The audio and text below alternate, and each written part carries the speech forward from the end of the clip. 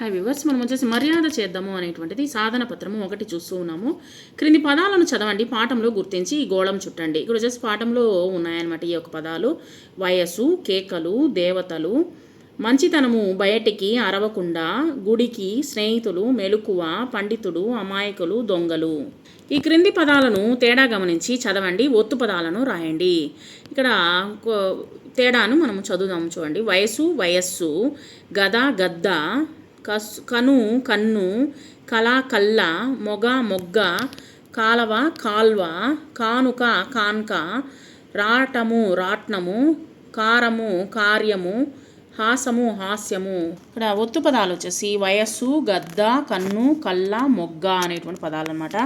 ఈ క్రింది వాక్యాలను చదవండి, ఆధారంగా చేసుకుని బొమ్మకు తగినటువంటి పదాన్ని రాయండి.